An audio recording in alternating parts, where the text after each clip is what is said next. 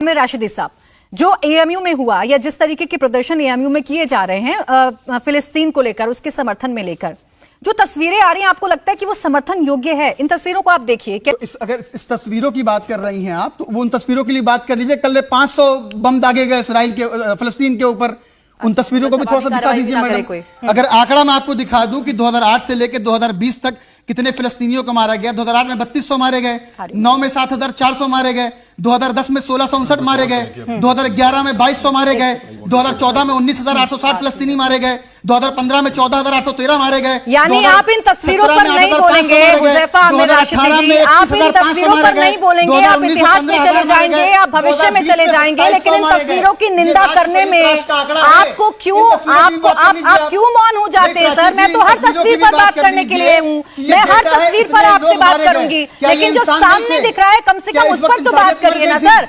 इसमें इंसानियत आपको जिंदा नजर आ रही है? तस्वीरों की भी बात कीजिए ना। इन तस्वीरों में जिंदा नजर आ रही है इंसानियत आपको? अरे इन तस्वीरों में नजर आ रही है जिंदा इंसानियत।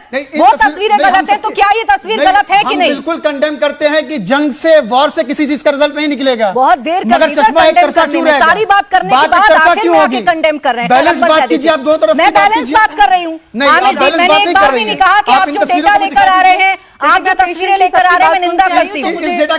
कुछ समय बात करने का, रखने का मौका दीजिए प्लीज। कोई किसी के बीच में ना बोले। देखिए, सवाल का जवाब देने आए। पिछले 20 सालों में जो वॉर हुआ है इजराइल और फलस्तीन के बीच में, उसमें 250 इजरायली मारे गए और तकरीबन 60,000 फिलिस्तीन मार दिए गए। उसमें आप कुछ बोलेंगी? Kapil ji please calm down, बोलिए। प्राची जी, मैं उसी पे आ रहा हूँ कि डेटा की बात कर रहे थे। ये पिछले 20 सालों में 250 इजरायली मारे गए और तकरीबन 60,000 फिलिस्तीन मार दिए गए। उस पर है तोबा क्यों नहीं होती? मैं डेटा पर चर्चा कर रही हूँ, बात क्यों नहीं करते? डेटा पर चर्चा की आपसे, मैं ये तस्वीर पर आपसे सवाल पूछ रही हूँ, मैं लगातार दिखा रही हूँ, बोलिए ना इन तस्वीरों पर। उससे पहले मैं बता दूं, रिजर्वेशन की बात कर रहे थे साहब।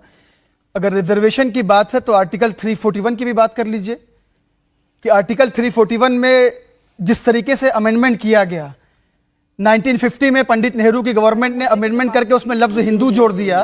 उसमें यह बोला गया था कि SC ST रिजर्वेशन में अब भाग रहे हैं, अब नहीं है ना, उनसे कहते इंटरप्ट ना करें। कपिल जी आप उधर आइए।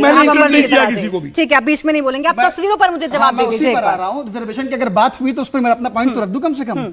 आर्टिकल 341 में 1950 में अमेंडमेंट करके पंडित नेहरू ने रोका। मेरी तस्वीर पर जवाब दे दीजिए ना, तस्वीर पे ही आ रहा हूं। उस पे अमेंडमेंट करके मुसलमानों से रिजर्वेशन छीना गया। बाद में उसमें अमेंडमेंट किया गया, सिख को दिया गया, जैन को दिया गया, मगर आज तक मुसलमानों को और क्रिश्चियन को नहीं दिया गया।